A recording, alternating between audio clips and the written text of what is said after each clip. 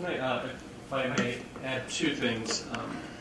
First, I have a lot of admiration for Aida. She's probably one of the brightest women and the hardest working women I've ever known. And I'll give you an example of how smart she is. She convinced me to become senior advisor for free. And what I'm about to offer, I haven't cleared this with Aida, but I think she will agree, is I think if you want this expo to be successful, you need to have a presence in the United States. Otherwise, it's going to be very hard for those U.S. companies to be aware of this, first of all, and then to get there. So I think what we should do is have a follow-on conversation between the Bilateral and your chamber to talk about an MOU to help facilitate this. If I lose my job, it will be less painful because I'm not getting paid by Aida. The second thing, if I can add about visas, I can tell you that that is the #1 business issue that the U.S. government and we see in Houston, getting visas. My only advice to you is work with the U.S. Embassy. If you expect to get on a plane and come to the United States and live here, forget about it. I think the folks from Dunbar and Harder can tell you about that. I can give an example. There's a Qatari company I'm working with that wants a presence here. When I finally drilled down to what they ultimately want to do is have permanent residence, I said, you need to rethink your model because it's not going to happen that easily. But the business visa issues, that is a government-to-government issue. The best thing, if you are the U.S. business person, and I can say this now that I'm in the private sector, you got to talk to your congressman about this. You have to let them know that it's an issue, it's hurting your business, and then you need to plan in advance and make this an integral part of your business plan because getting visas is not the simplest thing to do. We have another question. Yes, sir. There is information in the document on renewable and clean technology energy development. Is this something that Sharjah is interested in, or is this going to be focused on one of the other Emirates? As I mentioned, that the whole renewable topic is something that is very hot in the UAE, with Abu Dhabi, of course, driving this through Masdar and through the hosting of IRENA. We have our attempt in Sharjah, where we host also the UAE Business Council. In Sharjah, we've launched the BEA, and if you can go and Google BEA, B-E-A, it's our environmental company, and this is what they are actually doing. We also have some companies who are into renewable energies, mainly solar. So yes, it is something that I think the whole world is trying to see what they can do with, and definitely we are trying to. We have our own also attempt to see what we can do with this. Yeah. Yeah. Thank you.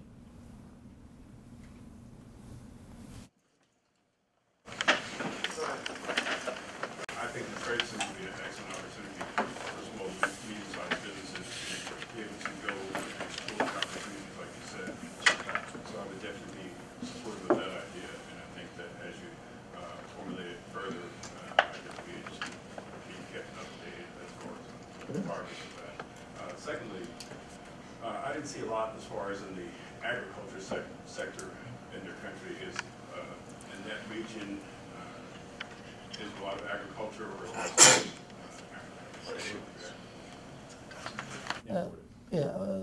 imported. But again, that takes me, very good question, takes me to the question of the triangle, the partnership that we are talking about. We have very good relationship with a lot of African countries, and a lot of investment is going into these countries.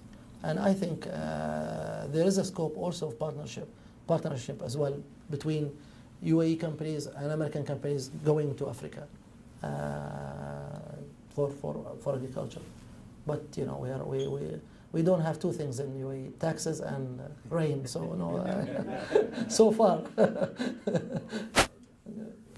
Go ahead. Yeah, my question was about setting up a business in Sharjah. Yeah.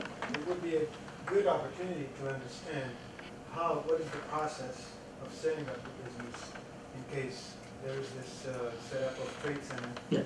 And as far as not having need for a sponsor or a agent there, how would that work exactly in detail, if you can explain more? Okay.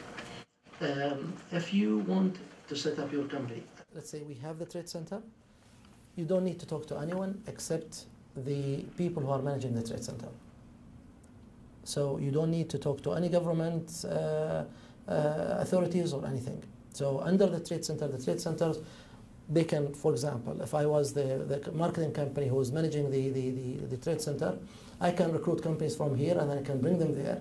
And the visas actually, the chamber issues the visas, so you don't even have to worry about that. And you are just operating there. So you don't need to talk to anyone. If you want to set up your own company outside, just like a normal, you have two options. You have the free zones option and you have the city option. In the city, you have to have a local sponsor. And basically what you need to do is you have to apply through for your own license through the economic departments and then the Chamber of Commerce. And if all of your papers are in shape, in 2 weeks you can have your license. For the free zones, you don't need the local sponsors. You just go there, you tell them, I want an office. You can pay, I think, $7,000 or $8,000. You can have an office and 3 visas and you can operate per year. Now, let's suppose that this trade center, the U.S. branch of the trade center is Yeah. operational. Yeah. And would you be able to work on bids and on Yes. tenders Yes. in Dubai Yeah. or Abu Dhabi Of course. You can work on bid anywhere you want. without having to have No. a sponsor? Yeah, or you can. You can. But you cannot do direct sell. So you cannot have let's say you are a door manufacturing company and you put your doors and you sell every day in the center. No, it's more for business development and for building relationship. Yeah. That's okay. You will have address actually on your business card saying you are at the trade center. Yeah. And can we have a PowerPoint presentation? We will send it to you. Yes. Thank you. Sure. Basically, we're just saying the trade center for administrative office purposes only, correct? That's what you're talking about, as far as having an administrative office for your company in Sharjah. Yes. Yes. Yes. Yeah. With the Egyptian, we've managed also because they wanted warehouses. So we've managed also to manage warehouses for them. This again, this project is because of it's a governmental project, and for us, it's a very strategic project. We managed to see what we could do to basically make the whole thing successful. With the Romanian, for example, I have now 4 countries that requested to set up trade centers, but these lands are the most expensive lands in Sharjah. And His Highness, because he's not a commercial guy, he allocated for countries. The idea is to build not only business, but also cultural ties, educational ties through these centers. So it's not mainly business. Yes, you could get administrative support, and if the center require other support to be able to function in a better way, you could do that as well. My last question. Does the government control the waste management sector, or is that privatized? The government does not, of course it does control, but does not get involved, I would say, directly. At the moment they've started to create companies. So BIA is a 50% government, 50% private. They've now started to create a medical waste management company. To go into that field, so it depends on the project. But yes, we have, of course, the municipality. One more question, if you mind. This is on the action side. Sure. It's, we all have interest in doing business with Sharjah. Sure. That's our presidency is an indication of that. So I have a suggestion here. If the Chamber of Commerce here make a follow-up meeting where we sit together and see to what extent really we need and what kind of service we need from that export office. And if it takes a delegate or one to go there and do an on-site feasibility study to visit the successful model there. And I think because maybe we believe in the concept, but just convince us, that's the point. And the convincing will come from some homework on our side. Did I make myself clear? Sure. No, I hear you. I think you need to. I mean, the project is at the moment is already on a PowerPoint. At least for yours, but you can come and visit and talk to the Indian Trade Center and talk to the Egyptian Trade Center and talk to the Romanian Trade Center. With Romania, for example, as I said, I was trying to say that we have other 4 countries, Jordan, Morocco, Pakistan, and Syria, that they've requested.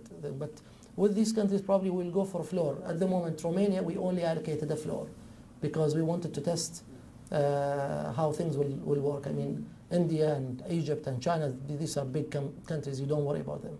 But we can also remodel the thing. I mean, this 3-story building, I can also only allocate 1 floor and say this is the U.S. Trade Center, if we have to, and if there's no really appetite for building or for taking the whole building. Although I really genuinely believe that this is good for U.S. companies. I really believe that this will help U.S. companies access the market in a very cost-effective manner. And it will help my country as well. So everybody's benefiting. Okay. Anyway. Any more questions? One piece of, one piece of housekeeping. If you need to get your ticket validated and you park downstairs, please see the lady at the front. And I'm going to turn it over to Paul. I believe Fulbright and Jaworski has a gift that they would like to convey to Hussain. We do. We just want to thank you for being here. Thank you very much. Giving us your appreciate insights. It. No, it's appreciated. Thank you very much. Thank you very much. Thank you so much. And thanks for the time.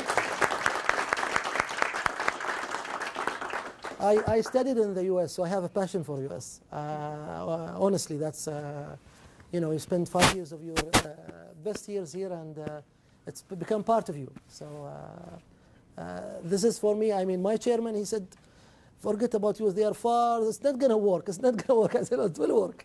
So I would like to see a trade center because, as I said, it will help the companies here, and I think the small and medium companies in the U.S. can offer a lot. So hopefully we can manage this through. Thank you. Thanks. Thank you. On behalf of Aida and Dave Phillips, I want to thank all of you for coming out today. Hussain, thank you very much for coming. It's our honor, and we will talk further about perhaps the MOU. That concludes this meeting. Thank you. Thank you.